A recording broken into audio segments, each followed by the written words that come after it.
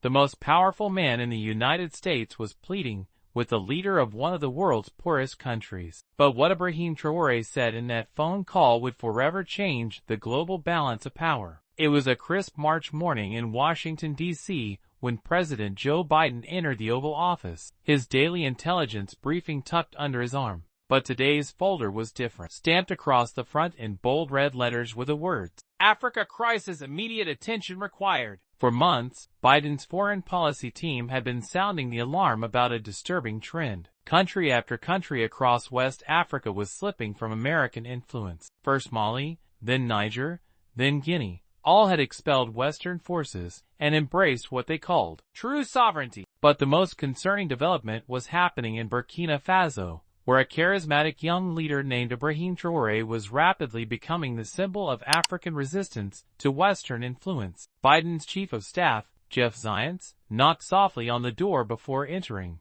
"Mr. President, we need to discuss the Burkina Faso situation urgently. Our intelligence suggests Traoré is planning something that could fundamentally alter American interests across the entire continent." Biden looked up from his briefing, his weathered face showing the strain of decades in politics. At 81, he had navigated countless international crises, but this felt different. "Jeff, I've been reading about this young man. What exactly are we dealing with here?" Zients spread a series of photographs and documents across the resolute desk. The images showed massive crowds in Ouagadougou, the capital of Burkina Faso, with people holding signs reading, "Down with imperialism," and "Africa for Africans." But it was the intelligence reports that truly caught Biden's attention. "Sir, Traoré isn't just another revolutionary. Our analysts believe he's orchestrating a coordinated campaign across multiple African nations. He's been in secret communication with leaders in Mali, Niger, Guinea, and Chad.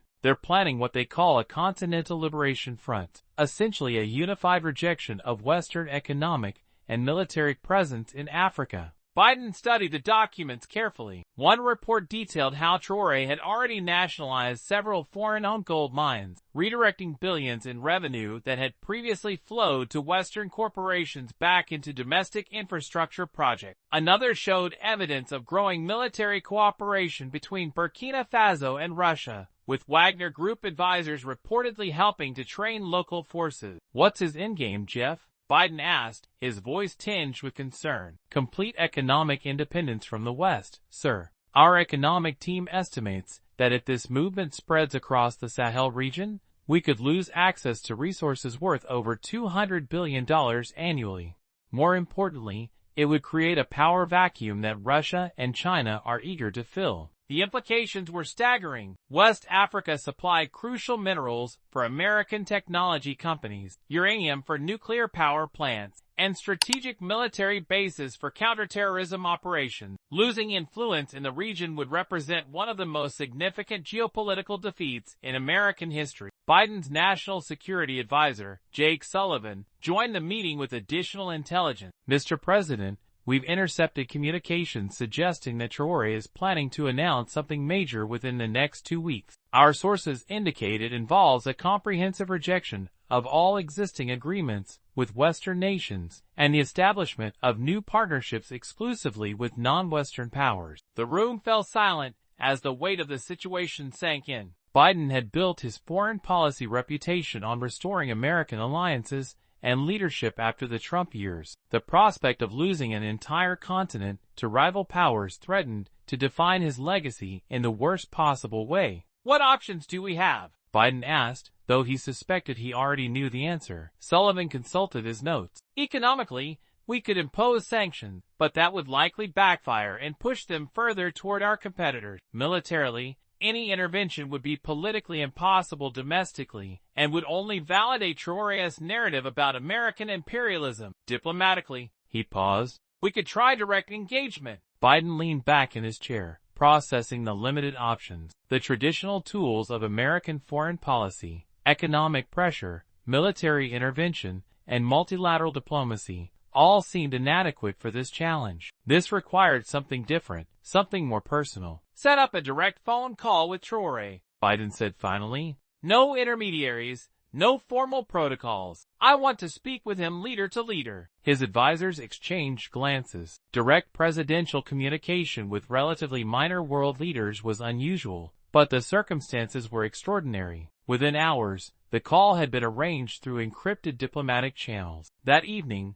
as Biden prepared for the conversation in his private study adjacent to the Oval Office, he reviewed everything his intelligence agencies had compiled about Ibrahim Traoré. Born in 1988, military background, came to power in a 2022 coup, but had since gained genuine popular support through his anti-corruption campaigns and nationalist rhetoric. Unlike many African leaders, he had refused personal enrichment, living modestly and focusing obsessively on what he called true independence for his country. The psychological profile painted a picture of a leader driven by idealism rather than personal gain, someone who genuinely believed in his cause.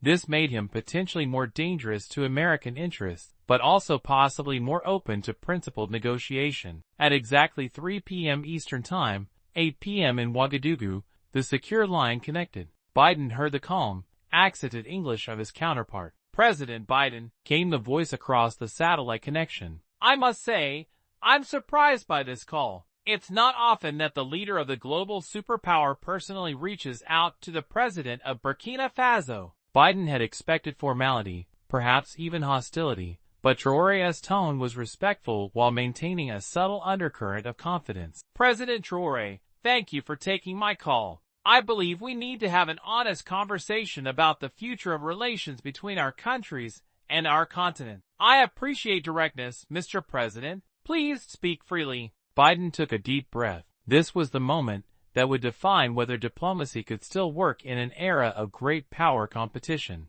"Ibrahim, may I call you Ibrahim? I'm going to be completely frank with you. We're aware of your plans for what you call continental liberation. We understand your desire for sovereignty and self-determination. But I believe there's a way we can achieve your goals while maintaining beneficial relationships with the United States." There was a pause on the line. "I'm listening, Mr. President. The United States is prepared to offer Burkina Faso and its regional partners an unprecedented development package, $8 billion over 5 years, with no political conditions attached, direct budget support, infrastructure investment, technology transfer, whatever you need to build a prosperous, independent Africa you envision." Biden waited for a response, expecting at least some indication of interest. $8 billion was more than Burkina Faso's entire GDP. It represented the largest American aid package to a single African nation in history. The silence stretched for nearly 30 seconds before Traoré spoke. "Mr. President, that's a generous offer. May I ask what prompted such extraordinary generosity?" Biden chose his words carefully. "We believe in African development and prosperity. A stable,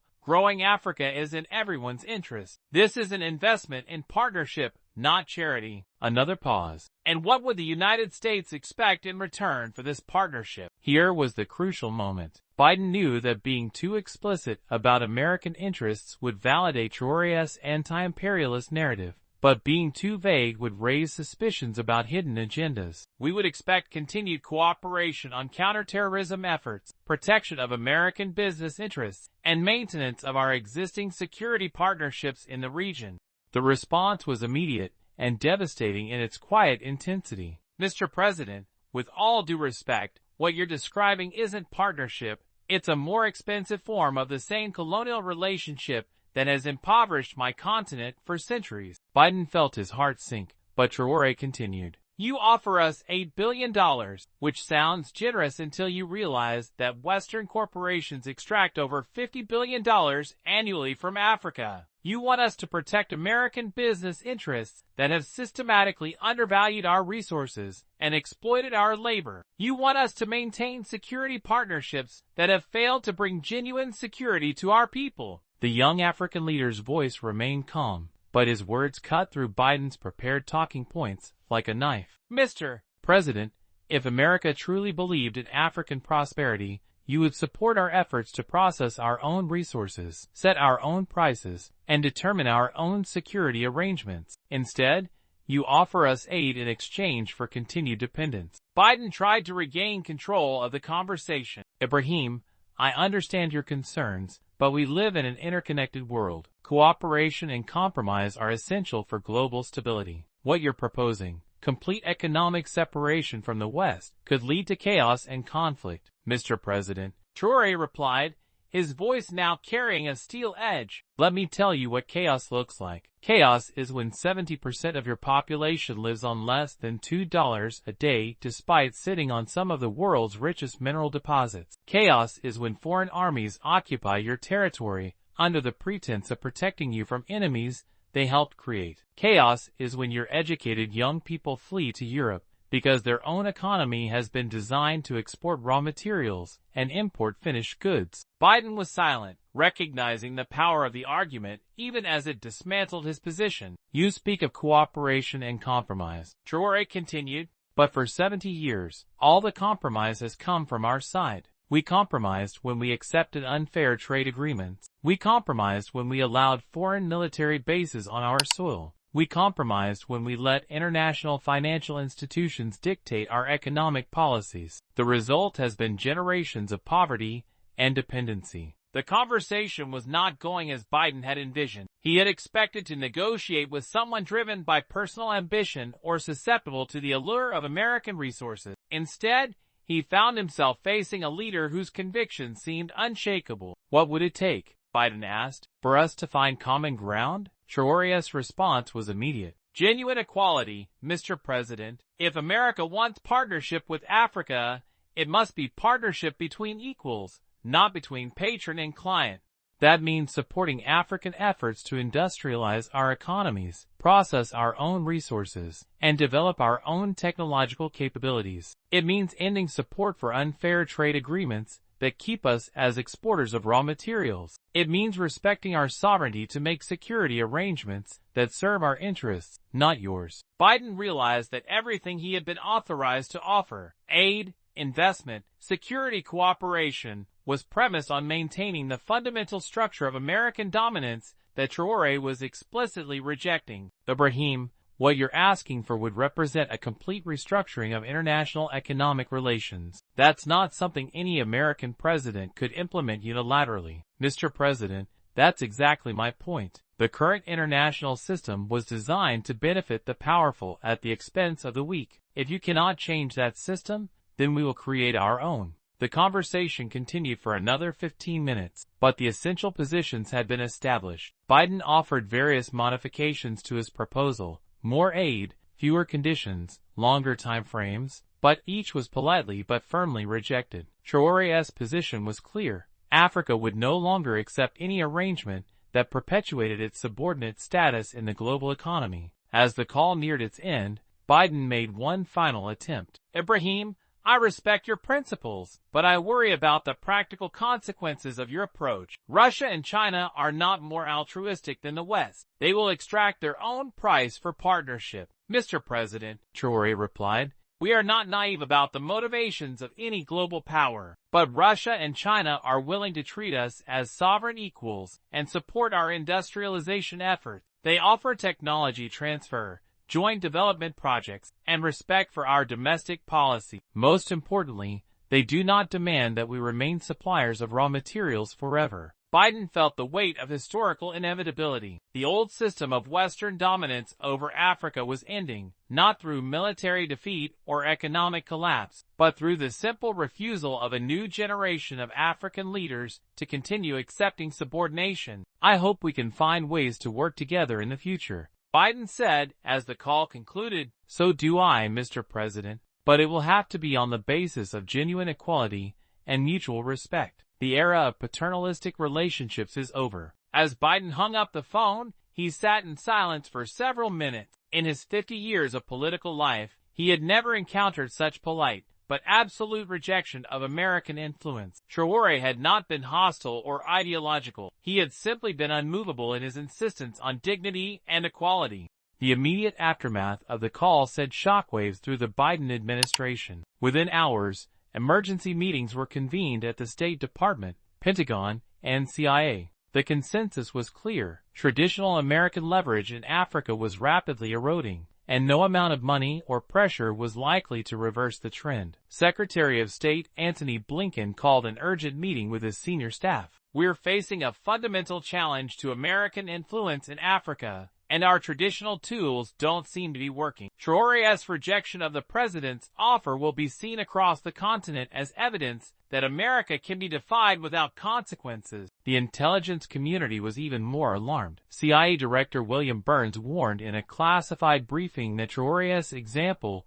was already inspiring similar movements in other African countries. "We're seeing a domino effect across the Sahel. Leaders who were previously cooperative with Western interests are now publicly questioning those relationships." Within 2 weeks of Biden's phone call, Traoré announced the formation of what he called the Alliance of Sahel States, a military and economic partnership between Burkina Faso, Mali, and Niger that explicitly rejected Western military presence and economic arrangement. The alliance was backed by comprehensive agreements with Russia for military training and equipment, and with China for infrastructure development and technology transfer. The speed of these developments caught American policymakers off guard. For decades, they had operated under the assumption that African countries had no alternative to Western partnerships. The emergence of credible alternatives, backed by major global powers, fundamentally altered the strategic landscape. European leaders were even more alarmed than their American counterparts. French President Emmanuel Macron warned in a private conversation with Biden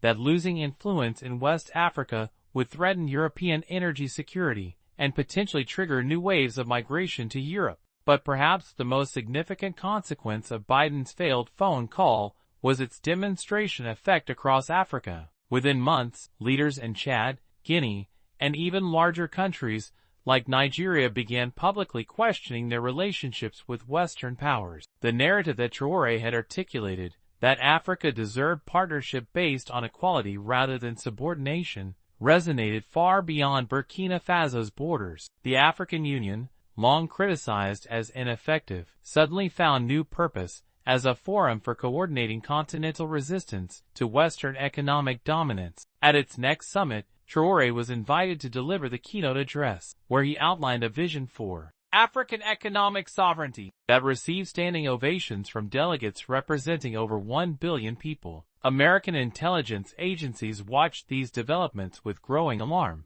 The loss of influence in Africa was accelerating, and no amount of aid or investment seemed capable of reversing the trend. The fundamental issue was not resources or capabilities, but credibility. A new generation of African leaders simply no longer believed that partnership with the West was consistent with genuine sovereignty. 6 months after the phone call, Biden held a National Security Council meeting to assess the broader implications of American decline in Africa. The conclusions were sobering. Not only was the United States losing access to crucial resources and strategic positions, but the success of African resistance was inspiring similar movements in Latin America and Asia. "Mr. President," Jake Sullivan reported, "we're seeing what analysts are calling the Traoré effect spreading globally. Leaders in countries we've long considered reliable partners are beginning to question the terms of their relationships with us. The fundamental assumptions underlying American global leadership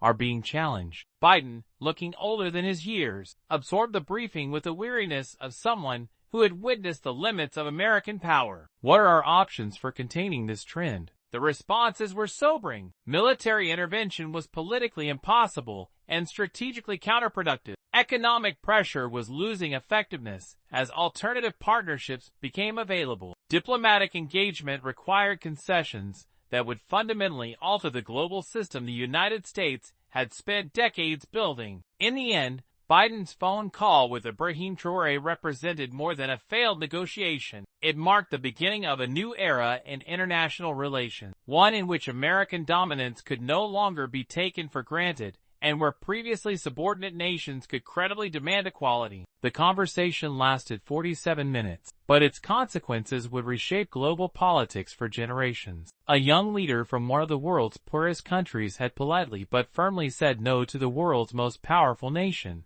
and in doing so, had opened possibilities that neither man could have fully anticipated when they first connected across that satellite link. History would record that phone call as the moment when the post-Cold War era of unchallenged American hegemony began its irreversible decline, not through military defeat or economic collapse, but through the simple power of moral clarity and the refusal to accept permanent subordination. And it all started with an 81-year-old American president discovering that there were some things that even $8 billion could not buy.